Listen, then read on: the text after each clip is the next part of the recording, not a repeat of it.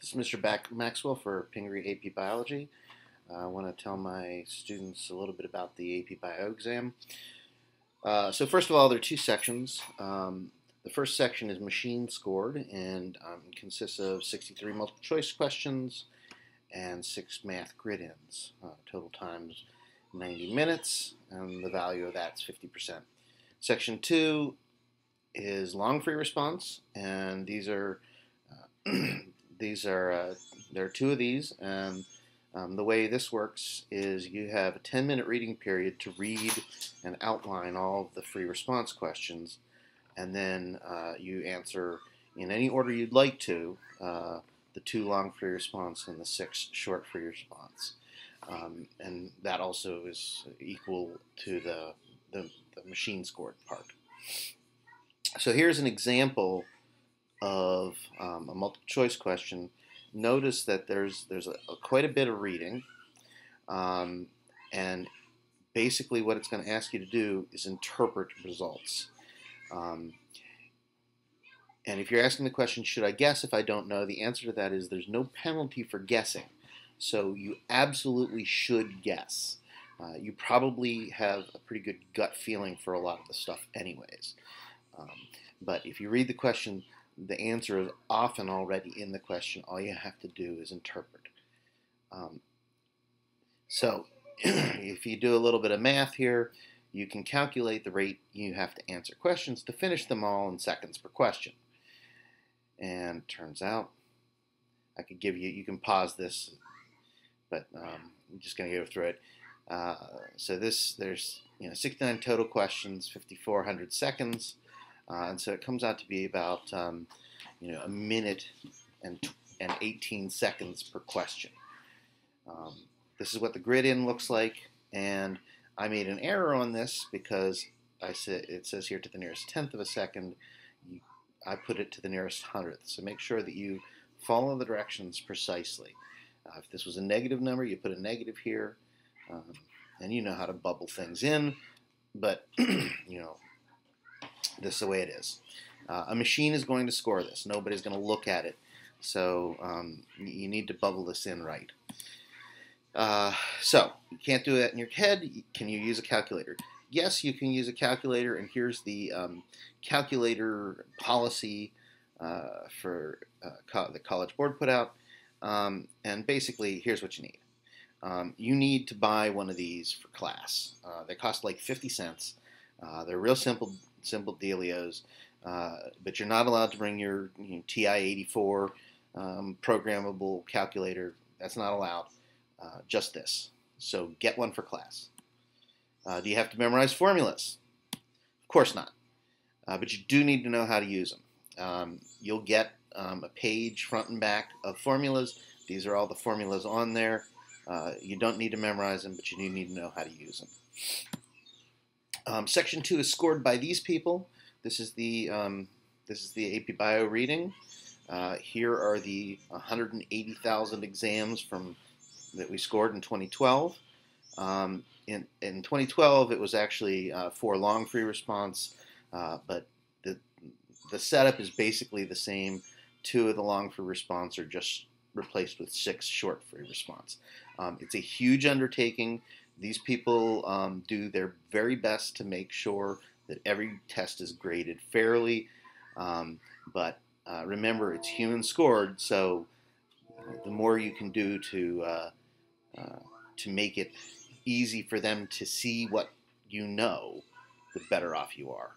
So here's an example of free response question. This is a short free response. Notice that it just says in one paragraph, explain the biological factors.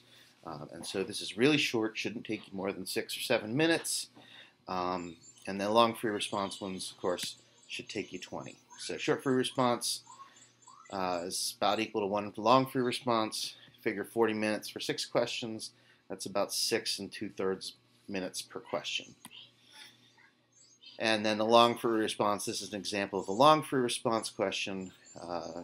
If you look through this, you'll be able to figure out that there are basically 12 points total in this. Long free response questions max out at 10 points. Figure out where the points are coming from. Answer those specific questions. Don't put any fluff in it. We don't need to see any flowery introductory paragraphs or concluding remarks. That's just a waste of time. And you get really sick of reading the same introductory paragraph over and over again 18 million times. So keep it straight to the point, fast, get in, get out, get your points. Okay, so that's 20 minutes a question. A few tips, answer the question. In your 10-minute period, just decide what you're going to write. Make a graphic organizer, an outline, or something like that. Write on topic. Don't repeat the stem of the question. No fluff. Just show us what you know. If it says 3 examples, give 3. The first 3 are graded. You give 4, the 4th one doesn't get graded, even if it's the best example you have. So figure out what your best examples are and give them. If you've already written 3 and you come up with a 4th one that's perfect, scratch one of them out and say, this is one I want you to grade. There are specific meanings to things like identify, define, explain, describe, discuss. If it asks you to identify, you don't have to define it. But if it asks you to describe it, you better not just identify. So make sure you're answering what's asked. If you're not sure, give your best guess. But simply throwing a bunch of stuff at the wall and hoping that it's going to stick is a waste of your time, a waste of our time. And remember that the readers actually do. We are required to, train to, and we do read every single word. If you write it, we read it. You take the time to write it, we take the time to read it. So remember that. Our days are 8-hour days for about 7 days in a row, and make it easy for us, and you'll be a lot more likely to get all the points you deserve. Answers have to be in essay format. If you're going to draw something, make sure you label it and then refer to it in the text, such as see Figure 1. If you don't explain your drawing, it doesn't get counted. Don't use bulleted lists, use sentences. You label and answer each section, underline where you think you earned a point, write clearly, write neatly. If I can't read it, I'm probably going to pass it around the table. And we do our darn best to figure out what you're trying to say. But if it's completely illegible, there's no way we can give you a point, even if you said the most brilliant thing in the world. Don't contradict yourself. If you say something is one way and then immediately say it's the other way, you might have earned the point, but you're going to get it taken away.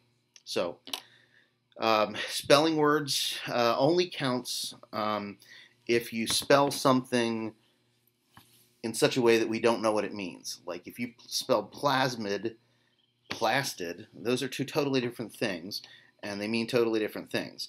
But if your spelling is off and we can still recognize what it is, we'll understand it. So make sure you get enough sleep and make it good sleep.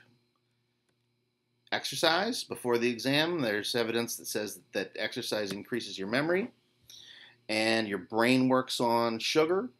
And so eating carbs the night before is a good idea. Eating breakfast is definitely a good idea.